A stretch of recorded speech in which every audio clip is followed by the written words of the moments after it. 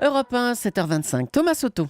Une reculade qui ne suffit pas à la manif pour tous. Bonjour Antonin André. Bonjour Thomas. Le mouvement qui a fait plier le gouvernement veut maintenant aller plus loin et carrément écrire sa propre loi. Oui, pour y parvenir, le mouvement contre le mariage pour tous compte sur 101 députés et 41 sénateurs, je les ai comptés, qui l'ont soutenu depuis le début. Alors on connaît Hervé Mariton, Philippe Gosselin, ce sont les porte-étendards, des élus de l'UMP pour la plupart, que l'on retrouve dans le groupe de l'entente parlementaire pour la famille. Des élus que la manif pour tous va mettre à l'épreuve. Le 8 mars prochain, c'est le jour de la journée de la femme, ça ne s'invente pas, la manif pour tous organisera son Grenelle de la famille à Paris, à la Mutualité. Sur une journée, le mouvement va faire la synthèse de consultations organisées dans toutes les régions et sortir un texte qui a vocation à devenir une loi, la loi famille idéale de la manif pour tous.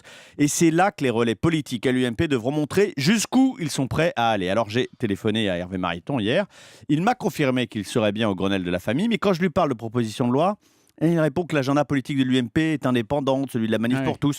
En gros, c'est pas question de donner l'impression qu'on est dans la main du mouvement de la manif pour tous. On sent bien dans cette réponse qu'il y a un rapport de force délicat à gérer pour l'UMP et la droite en général. Bon, on peut quand même penser que la loi, c'est pas pour demain, ce sera long, ce sera compliqué si ça se fait. Est-ce qu'il y a un autre enjeu, d'autres choses à redouter à court terme pour le gouvernement dans cette affaire ? Il n'y a pas de manifestation, mais une grenade dégoupillée qui pourrait faire des dégâts à droite en particulier. Cette arme, c'est une charte de la famille que la manif pour tous va soumettre à tous les candidats au municipal. Alors vous l'avez compris, ensuite il y aura publication sur le net des politiques estampillées famille et bien sûr celle des ennemis de la famille. Et ce logo manif pour tous, loin des centres urbains bobos et libéraux dans les campagnes, l'électorat traditionnel de la droite risque d'y être sensible. Et puis après les municipales, il y a les européennes. De nouveau un coup de pression sur la droite. Si nos revendications ne sont pas prises en compte, nous présenterons des listes menacent les dirigeants de la manif pour tous. Ceux qui auront le label et ceux qui ne l'auront pas. Ce qu'on comprend, c'est qu'aujourd'hui, Antonin, c'est plus le gouvernement, mais c'est la droite qui joue le plus gros. Oui, finalement, François Hollande l'a joué assez fin tactiquement. En remisant la loi famille par ricochet, il déplace la cible de la manif pour tous vers la droite.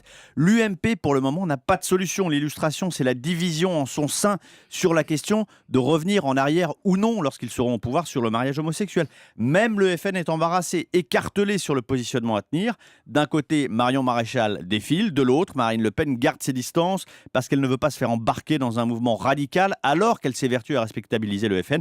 En fait, après s'être réjoui de voir la manif pour tous faire reculer le gouvernement, la droite risque à son tour de subir sa loi. La manif pour tous, ce sparadrap qui, après avoir collé au basque entre guillemets du gouvernement, pourrait bien s'attacher à la droite. On en parlera tout à l'heure avec Jean-Pierre Raffarin. Il sera mon invité à 8h20 pour l'interview politique d'Europe 1. L'info politique d'Antonin André, ce matin sur Europe 1. Retour demain à 7h25. À demain.